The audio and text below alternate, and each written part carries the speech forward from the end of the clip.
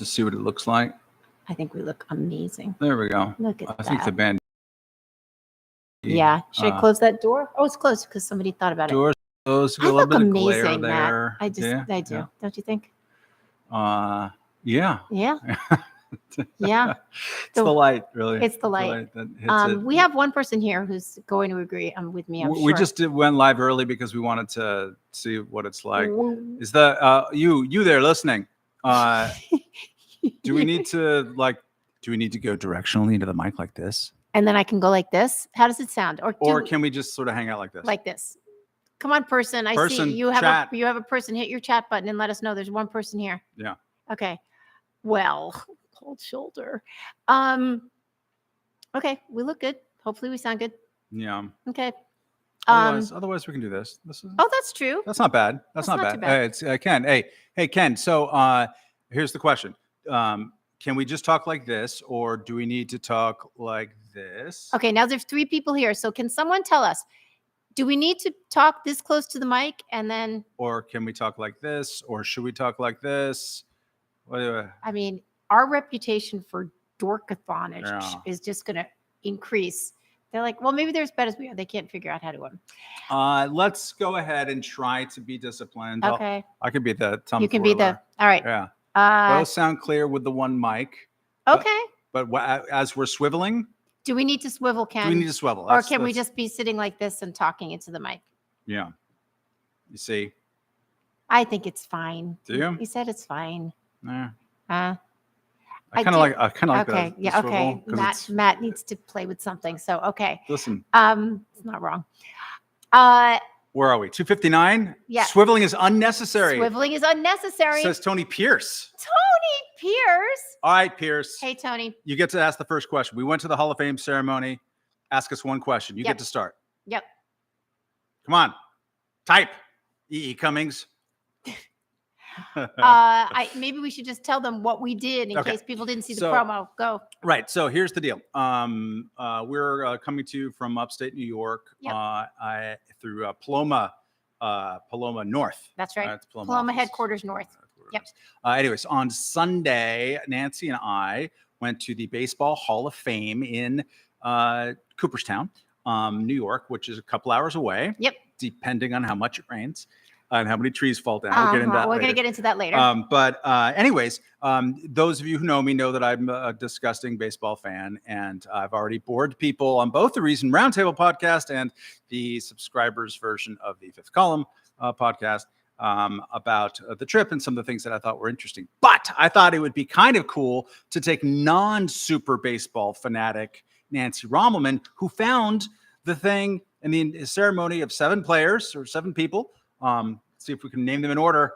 Bod Fowler, 19th century actual non-Negro Leagues player. Let me do the next one. Minnie Miñoso. Minnie Miñoso. Gil Hodges. Buck O'Neil. Tony Oliva. Tony Oliva. Big Papi Dave Ortiz. And we're clearly missing. It's a short Jim Kaat. Jim Kaat. So we saw an induction ceremony of 7 players who were very crucial. And Nancy found it particularly interesting. So I thought instead of hearing me yammer on about it a little bit, we could ask the non-fanatic, what about the ceremony did you find interesting and compelling in such a way that you might recommend that people go? Well, first of all, I like baseball. I find baseball to be very relaxing. I love basketball. I love watching it, but basketball is not relaxing. Baseball is kind of like, what's going to happen.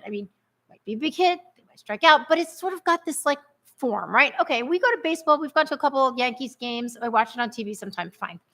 So we drive to Cooperstown, and first of all, Cooperstown is a small town in upstate New York, which usually has 2,000 inhabitants of 2,000 people, but it is all baseball. The minute you walk in, like every house is kind of decorated baseball.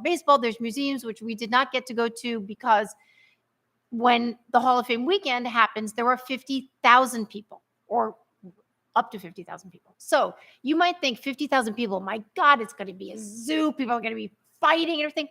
No, man, you get there. It was super orderly. People are very nice. They're telling you where to go. Just park over here. Oh, we've got a trolley that's going to take you where you need to go. It's like pretty cool. cool. You weren't like fighting for things. It wasn't like being in Boston or something, right? Or Philly. You got our nasty ass lawn chairs. Well, yeah.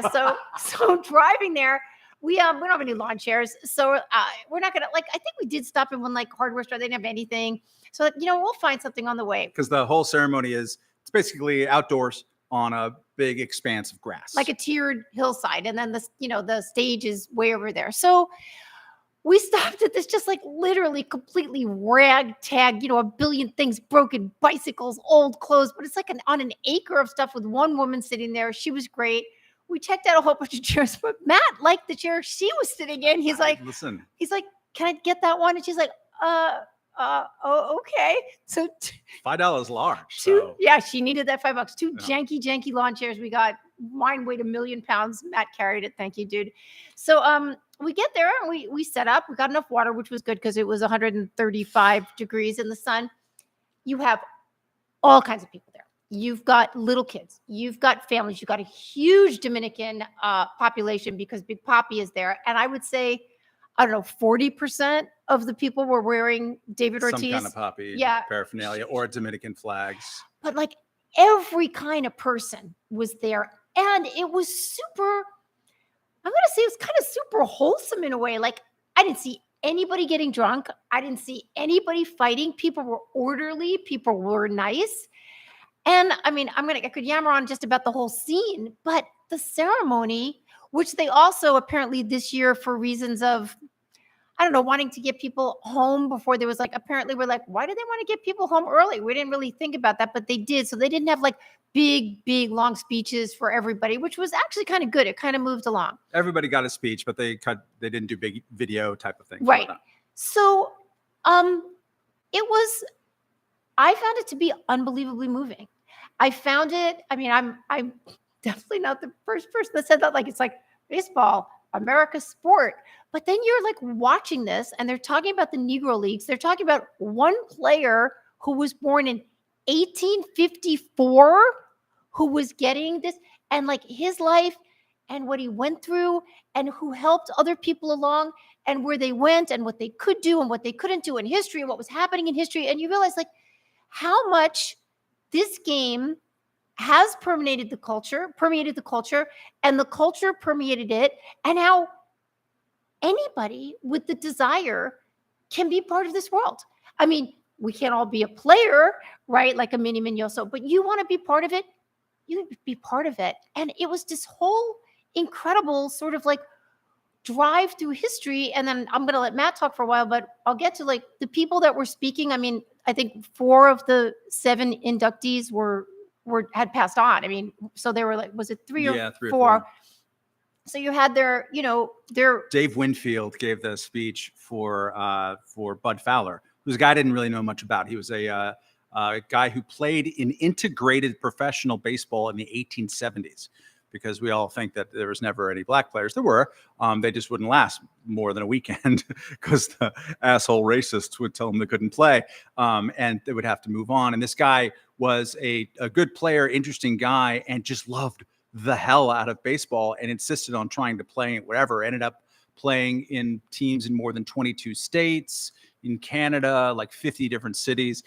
Go search out the Winfield speech. It was a really super smart, down-to-earth, salty in places, but really wonderful, eloquent speech from the great 3-sport athlete, Dave Winfield, talking about that. One of the things they did, though, I think the only real video bit they did, tied together the stories of the 7 people in a pretty plausible way that also made it interesting in ways that I think Nancy might pick up on later, because a lot of these people overcame and dealt with in interesting ways adversity in their lives, and then like chose to channel it and kind of pay it forward in a positive way going forward. But anyways, so Bod Fowler, 19th century, is cock-blocked by racism, but also like he was the owner of 4 different traveling Negro teams in the early 20th century, and came up basically with the concept of what would end up being Negro Leagues baseball, though it wasn't him who ended up founding it. Buck O'Neil, as Tony Pierce and other people know, or people who watched the Ken Burns documentary, or who have, and I have not, gone to the Negro Leagues Baseball Museum in Kansas City, which by all accounts is fantastic. he was this incredible, genial ambassador of the Negro Leagues. He wanted to tell you how awesome Josh Gibson was. That's what he did in life, and he's this incredibly warm spirit. And one of the really beautiful things about it, right? There's 7 people there, including Jim Kaat, who's pretty well known. He's still a broadcaster, and I was people my age remember him pitching. And I think Buck O'Neil might have gotten more applause than Jim Kaat, who was there, because by now Buck O'Neil has permeated the culture so much and become such an important person. And just like it's genuinely moving. But so the video ties Buck O'Neil obviously to Bod Fowler. Bod Fowler was a visionary pre-Negro Leagues. Buck O'Neil became the person to help really popularize the history of the Negro Leagues. Minnie Miñoso played in the Negro Leagues. He was basically a rookie with the Chicago White Sox in 1952 or 3 at age 27, and just was immediately one of the best players in baseball. 27 is usually right when you're peaking. He could have played for 5 years before. So in the 5 years before, he played, I think, 3 years in the Negro Leagues and a couple of years in the Pacific Coast League. I think it's San Diego, elsewhere. And then he was awesome. So you have the Minnie Miñoso thing. Tony Oliva, his hero was Minnie Miñoso because he also came from Cuba. Minnie Miñoso was the first dark-skinned player to come from Latin America. Before then, you would have guys that they would always give the nickname Chico, regardless of whether they were named Chico. I mean, Tony Oliva, his name's Pedro. That's Pete, dude. Anyways, Tony Oliva, dark-skinned Cuban. Miñoso was his hero. Oliva is teammates with Jim Kaat in the 1960s for those great Twins teams, which I wrote about for Paloma and previously for ESPN, about how the 1950s Washington Senators, who sucked, nonetheless brought in all these Cubans to come play, and they became interesting while sucking. And then those Cubans ended up starting to come really good and attracting others, and became one of the teams of the 60s as a result, which is fascinating. Gil Hodges has who Nancy, I think. Is that the one that you teared up on? Yeah, I mean, I teared up when his daughter was talking. I teared up because of who he was. And I know who Gil Hodges is because he was the manager of the Mets. I grew up in New York City, and my dad got us season tickets. I mean, I was little, but we went to the games, and so I knew that name. So his daughter spoke because he died, quite a while 72, ago. I think. I got to tell you, this guy's life. I mean, he I don't remember like the details of his boyhood, but he went on, he played, what was it, 1 game with the Brooklyn Dodgers, 1 game, and then turned around and enrolled in the service. Yeah, I didn't play much. That's what she said. 1 game, served it, went to Okinawa, was there, I guess maybe after the end of the war when the children were devastated.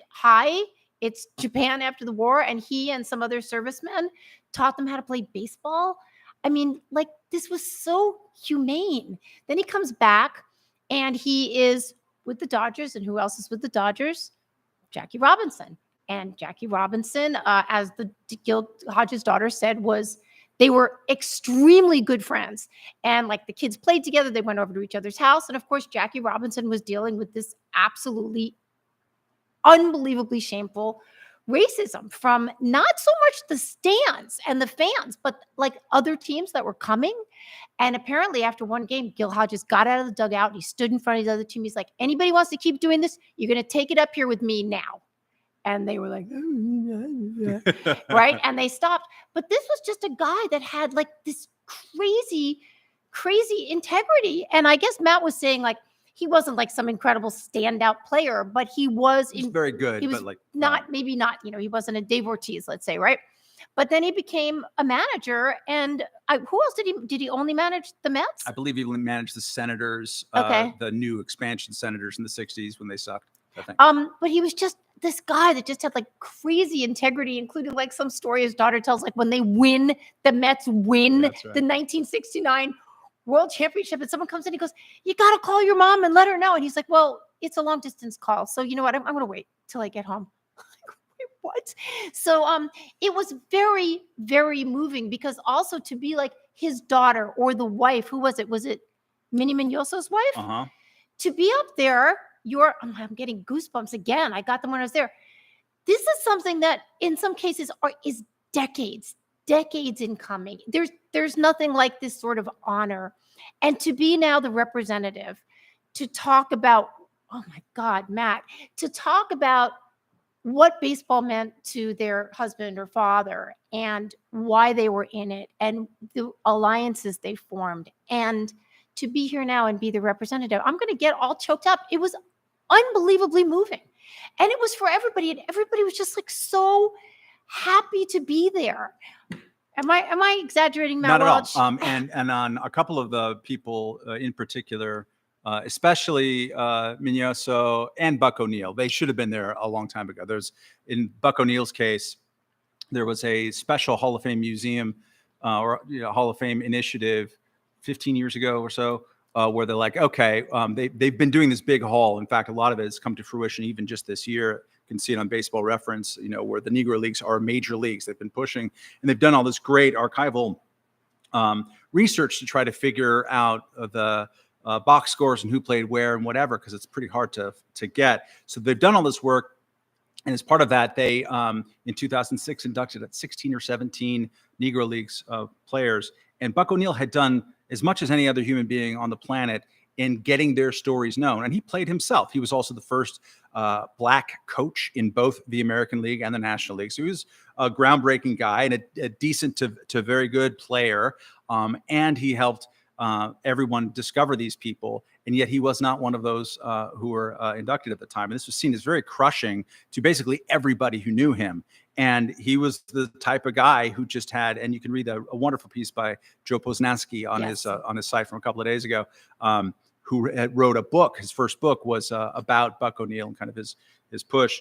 Sort of describes Buck O'Neil saying, "Are you kidding? This is great. This is the fruition of my work, and I would be honored to be the one to give a speech for them at the Hall of Fame." So everyone around him is like bitter. I can't believe they're doing this. He's old. He's going to die before he gets inducted at this rate. And he's like, I don't care. I'm going to tell you how awesome these people were. Michael Moynihan, who met him a half a dozen times, because Moynihan used to live in Kansas City. Talked about how awesome he was, but also unearthed a great video of Buck O'Neil talking about Ty Cobb. Ty Cobb, famously a son of a bitch, generally considered to be a misanthrope and possibly a racist. And Buck O'Neil, talking about Ty Cobb, said he wasn't a racist. He hated everybody. Okay, can we say what was Buck O'Neil's nickname? That's true. The nickname given to him by Satchel Paige. Therefore, That's your nickname for life, death, and the next several eternities. His nickname was? Nancy. Why does a grown man have a nickname of Nancy? Well, I don't think he was like that. But anyway, it was very orderly. It was very beautiful. There were like your order.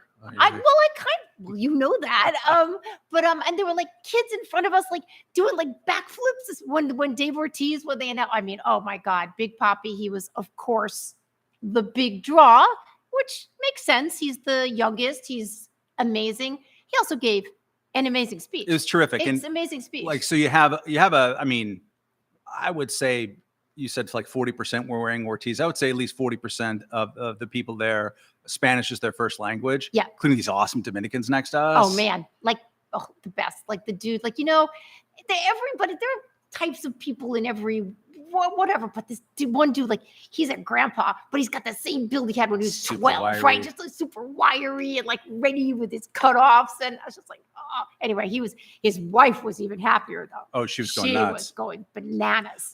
So Papi is really the only person in the speeches just to kind of toggle back and forth between Spanish and English. Tony Oliva did at the very end. Tony Oliva, who pointed out very accurately that his Spanish is still terrible 60 years after. No, his English is still terrible, sorry, which is true. He's but hey, to interrupt myself, two different of the inductee speeches, Miñoso's wife said, as Minnie would have loved to say, because Minnie's an incredibly relentlessly positive person, apparently he'd love to say baseball has been very, very good to me. Very, very good and to me. Tony Oliva literally said the same thing. Exactly. Except he put like 17 berries on it.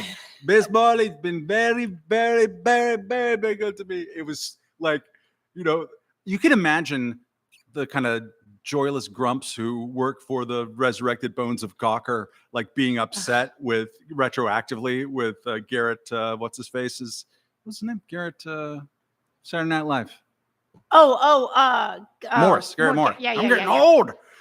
Jim Kaat. Garrett Morris's baseball been very good, and like these guys couldn't have loved it more. They just loved it to that. Oh, in one of the videos, they had Big Papi watching what's his name? Kenan Thompson's imitation of him on Saturday Night Live, like, oh, in a big Dominican lunch, you know. I mean, he's like the first time I saw it, I was like, what is this? And he loved it. I mean, it was just like I made it. Yeah, it was great. So Papi was going back and forth, and like it was all, you know, this stuff is the baseball, hot dog, apple pie, and Chevrolet type situation. But Papi goes in Spanish and talks about how wonderful the Dominican Republic is, and like how important his family is. And he's talking. He's also making some jokes, and it's great. And then he flips back to English, and he's like, "And America is." Which I'm, you know, proud to be a citizen of, is the greatest country in the world, and like, and none of it was contrived or like I checked off this box. This box is as genuine as could be. And Oliva was very much the same way, not just America, but Minneapolis. I mean, imagine like you're from Cuba and you end up in Minneapolis, speaking not one word of English. He said, yeah, knowing not one person, which he still doesn't. Yeah, he has 7 words. No, but was it Oliva or was it Miñoso? It was Oliva, I think. Like talking about when he first met his wife. Yeah. He goes, they met. He spoke no English at all. She spoke no Spanish. And they're trying to have a conversation on the phone. And the whole conversation is, what? What? But they got married. They had like 6 kids or something like this, you know? I mean, and she was speaking for him. No. Okay. She was in the audience. Okay. And she was there. They've been married 1,000 years. No, it's very, very beautiful and moving and like appreciative, and like, again, appreciative of Minneapolis and appreciative of the Twins. All these guys, especially Miñoso, but Oliva too, became ambassadors to their team, kind of like Mr. White Sox or Mr. Chicago, Mr. Minneapolis. In fact, Tony Oliva helped to mentor Big Papi when David Ortiz was a young player, kind of scuffling in Minnesota. But they all had this sense of like, holy cow, I was so fortunate. I need to help other people. And the thing is, they weren't all that fortunate. I remember first learning about Tony Oliva through reading a book by Mickey Mantle, and I'm sure he wrote every word. Yes. Called The Quality of Courage, which is actually a really great book. It's sort of like kind of based on John F. Kennedy's Profiles in Courage. So just would talk about various players who'd gone through, or managers who'd gone through difficult things. Fred Hutchinson, the manager of the Reds, had gotten cancer. And Tony Oliva, his thing was that he just absolutely tore up his knees. His knees, I mean, guy as a rookie, 25-year-old rookie, which again is old, and he would have been a rookie earlier if he could have played earlier, but led the league in hits, doubles, batting average, total base, bunch of stuff. Hit the ground fantastic, but he injured his knees pretty badly at the time when there wasn't arthroscopic surgery, and just played in a lot of pain for the rest of his career, and didn't have as long as a career as he could have. And because he spoke English with an accent, because he had darker skin, he didn't get anything like the kind of promotional opportunities that his white teammates like Harmon Killebrew and Jim Kaat and other people would have had, all of which could have made him bitter in some way. And he, at some points, I'm sure he's expressed bitterness in his life, but you can see, and it came throughout the entire speech, like what he wanted to do with all of that experience was like to try to help as many human beings as possible. And Papi, I think that's back when I was getting some water, he was saying something similar about the. Well, he was, so there, I often say that art begets art. If you make something beautiful and true, whether it's a muffin or a book, you know, it, and someone consumes it and is part of it, they go on and they make something beautiful of it. And if you're making something terrible, I'm sure terrible things are made from it. Hi, Gawker. Anyway, so Big Papi is up there and he's talking about how fortunate he's been, how much this country has given to him, and how he had the opportunity a couple of years ago and took it and created it to create a children's hospital that helps kids that are having heart surgery. And you're like, this is baseball. I mean, obviously other people and celebrities and everything do it too, but there really, truly was, from Dave Winfield's speech, and I turned to you afterwards, I'm like, he wrote that speech. Yeah. There was such a, like, sincere wholesomeness to this day that, again, I'm getting all, it's like you really felt it. And then when it was over, it was super orderly. It was like, no, it again, was. Again with the trains running on time. What's my last name? And the Okay. people, Okay. Rommelmann. No, but it was. I mean, look, we've been to a million other events. I mean, outside of a Yankee game, people are like bashing each other in the face and vomiting.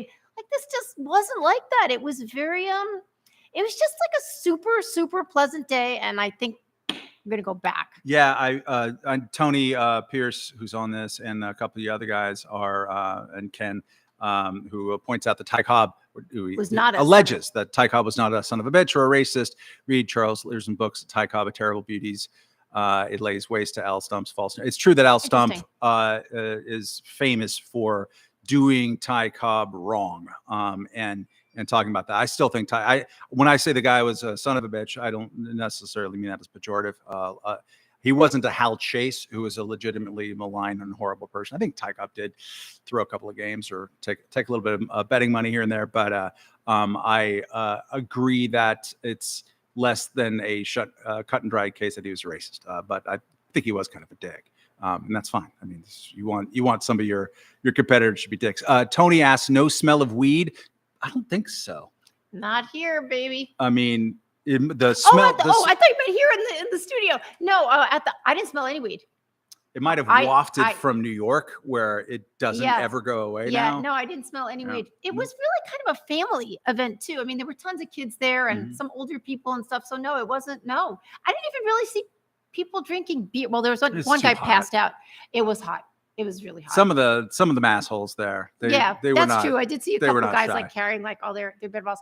But anyway, we have a few minutes left. So anyway, we left. We left at around 4:30. Drove through the town a little, but obviously a lot of people are leaving. We saw some cool stuff, including like an entire army of people wearing Dave Ortiz jerseys. You can, I think, go see that on Matt's Instagram. Didn't you take a video of that? It's very funny. And then we had it's a little more than a 2-hour drive back here. And we're driving. Like 5 hours? Well, yeah. So we're driving and it starts to rain a little, not very much, but we get to a T in the road, kind of a real like rural area.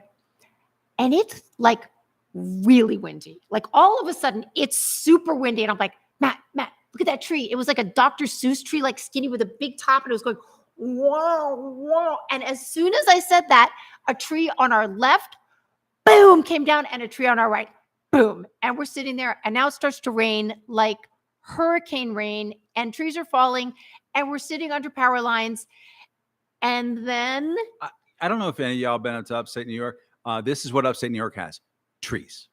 So if you're driving through it, if we point the camera out, you'll see the trees on Nancy's mom's property, which are all 500 feet tall. And so it wasn't easy. So and we're just like, okay. And upstate New York is also depopulated. It's like you can go miles and there's nothing but trees. So we're like, okay, we're hydroplaning, can't see because it's raining too hard. The winds are blowing everything into potential projectiles. I was on tree watch. He's driving. He's trying to keep us from hydroplaning. And I'm literally just looking at trees on both sides, waiting for which one is going to fall. Let's stop next time we see evidence of a human being. Right. Any place, driveway, gas station, closed mechanic shop, anything. We're just going to pull in. Well, there wasn't. And then we're driving and a truck is coming toward us and flashes his lights. And I'm like, Matt, are your brights on? And he's like, no. And we go around the bend. It's like, oh, there was a tree, a giant fat tree completely across the road. Completely. Like, where are you going to go? You're going to have to turn around. But then Matt, he's like, I think there's 2 feet on one side. So we went on one side and then the trees are hitting me in the face. And then and like a mirage on the right, there was a pizza restaurant. And everybody else who had been marooned in this weather was in the pizza restaurant. We got out of the car. What was that? It was like a machine gun of rain. It was fire hose, like 15 feet. We're just that's it. You're soaked. But anyway, the people were like the nicest waitresses you ever met. We had pizza, had a glass of Chianti, and then and then came home with lightning. It was nighttime now. Literally completely flashing horizontally across the sky. Midwestern style lightning. It was bananas. Anyway, we got home. We survived. It was fun. So it was fun. But I want to beseech you, anyone who's a baseball fan, and some of you who might not be, or listen to Nancy's story, go. I think it's usually, in July, and to the extent that I live in New York City, I'm gonna try to go there every year and make it the full weekend and not just drive up and drive back. And so you can go visit the whole shenanigans. It's really, really great. Genuinely moving and fun. And it's just the cross section of humanity is very, very fun and very good. We will be taking all of your questions here. So let's go through a little bit of this. Lawrence says, Nancy, I didn't know you were friends with the former drummer of Guns N' Roses, Matt Sorum. Thank you. Yes. For the shout out. And the happy 35th birthday to Appetite for Destruction. That was last week, right, Tony? I do believe. One little tiny bit of housekeeping. Some of you peoples know that we have a website called palomamedia.com. Well, it has a new design. So if you want to go over and check that out, and there's going to be a lot more sports writing, a lot more food writing and stuff happening over there. So go subscribe. Yeah, there's even somewhere findable a little Patreon page. People still do Patreon in the world. There is a Patreon page. So we use that to give money to people. So yes. If we add value to your life in any ways, please consider it. Let's see other questions. Signed. I don't know what that means. What he's saying is Tony Pierce is saying, no smell of weed, signed Ernie Banks and Billy Williams and secretly Lou Brock. No, dude, the person that signed that, he's meaning that these are former players who might have had a joint now and then. I got it. Fergie Jenkins is who you're talking about. Okay. Tony. Fergie was, who was there, actually. This is what I meant to say, too. This is especially for you baseball fans, but Nancy certainly appreciated it. The men's hairstyles of the existing Hall of Famers, who were there's 50 of them sitting in the back. Robin Yount, ponytail. Fucking ponytail on Robin Yount. Ted Williams, who talk about a stoner. Go look at those baseball cards. Ted Williams, same hair he had in the 70s down to here, except white. Just long, dirtbag, shoulder length, white hair. Dennis Eckersley still is always going to look like Dennis Eckersley. Who else was there? Was a mullet. Wasn't there a nice long mullet in the back? Oh shit! Who was the mullet? That wasn't Yount. It wasn't Ripken. It was another 70s, 80s stalwart rocking the mullet. Raleigh Fingers still, I think, has the Goose Gossage. Obviously, looks like an absolute dirtbag. Really, really great. Tony asked, did Nancy find Eckersley super handsome? Who's Eckersley? He came in. We were sitting really in the Bob Uecker seats. Yeah. I mean, there was a video, obviously a screen, but I don't know. Yes, I did. I find men handsome in general. So you did find someone handsome, maybe Paul Molitor. No, who'd you find? There was somebody you made it. I said, oh, he's handsome. Yeah. But I don't remember who it was. Okay. So Tony says dining with Ben, Oz, and Henry Copeland tonight at the Bounty, one of my favorite places. I've spent so many nights there, and you know exactly what you must order, Tony Pierce, at the Bounty. Don't make me say it to you. They have the baseball steak. You get a baseball steak. It's foretold.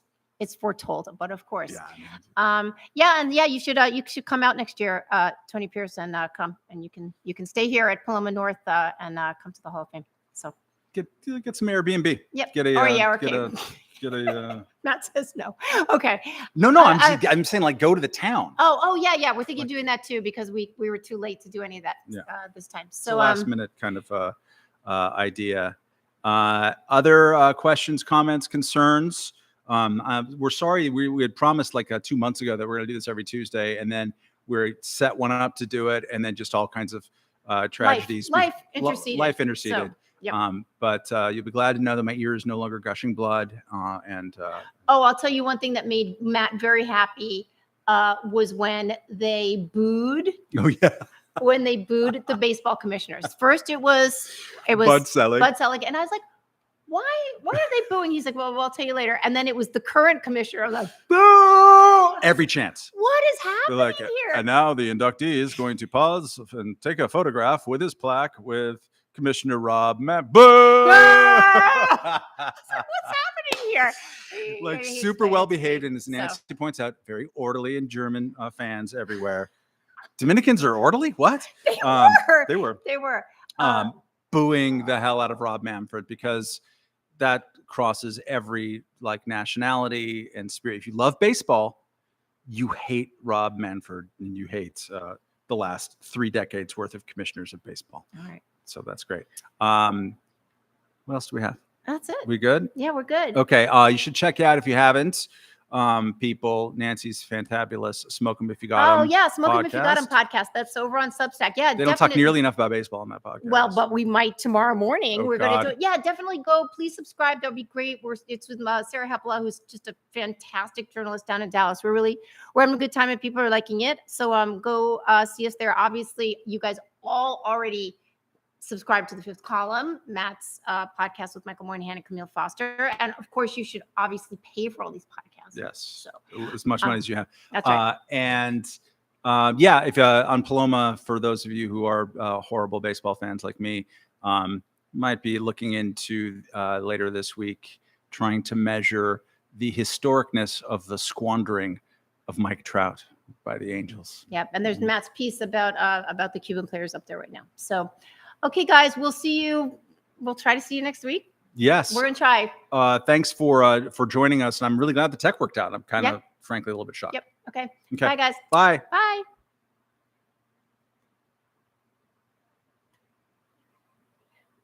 Good.